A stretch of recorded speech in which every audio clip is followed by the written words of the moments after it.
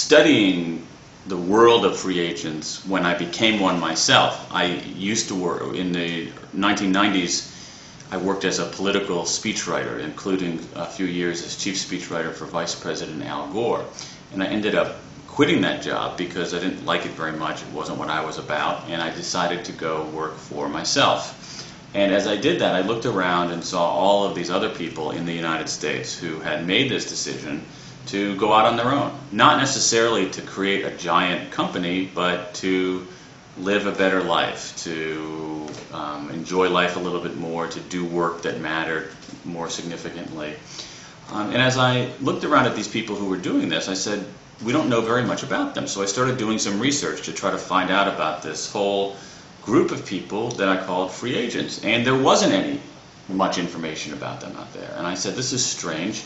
It seems like you have a lot of people who are working in this new way, a way that's very different from the traditional, what in the United States we call organization man work, what you hear in Japan you call riman, salaryman work.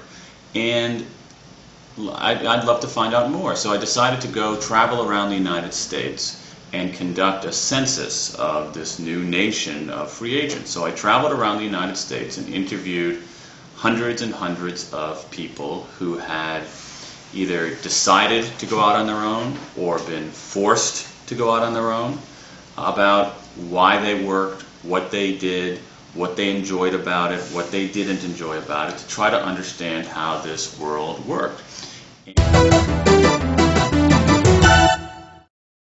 And what I found was quite interesting. For starters, I noted recognized that there were a lot of people who were working this way. The majority of people in the United States still have regular jobs, but a significant minority now do not have regular jobs. They're working as freelancers or independent professionals or proprietors of very small businesses or temporary workers, some of whom are very unhappy, others are actually very happy. And if you look at a state like California, so the state in the United States where everything happens first, in California today, only 1/3 of the population has a traditional job. Only 1/3 of the population has a job where you leave work in the morning, go to work for someone else. You leave work in the morning, you go somewhere else, you work for someone else, and you do it full time, year-round, just a regular job. Only 1 out of 3 people in California has a regular job. 2 out of 3 do not. 2 out of 3 have alternative kinds of employment. So what I discovered about free agents in the United States, I think is I thought was interesting, and I think has some relevance for Japan. Let me describe a couple of things. The first is that the bargain at the center of work has changed. It used to be, especially here in Japan, even more so than in the United States, the bargain at work was like this. You gave loyalty to a corporation, and in return the corporation gave you security. That was the bargain.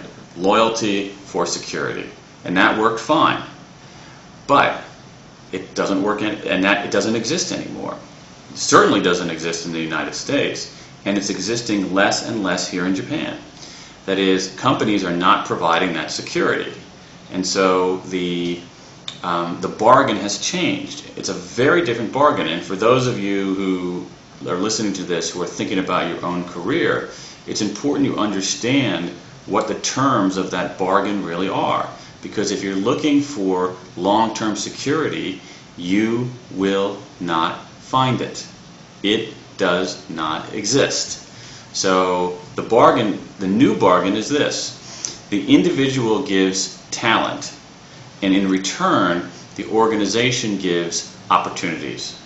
And the opportunities are a mix of opportunities. Some of it is financial. Some of it is the opportunity to work with great people. Some of it is the opportunity to learn new skills. Some of it is the opportunity to do interesting work. Some of it is the opportunity to do work that matters, that has an impact on the world. And that's the bargain. So understanding that bargain, which applies strongly to free agents, but increasingly is applying to workers who have regular jobs too. So the bargain has changed.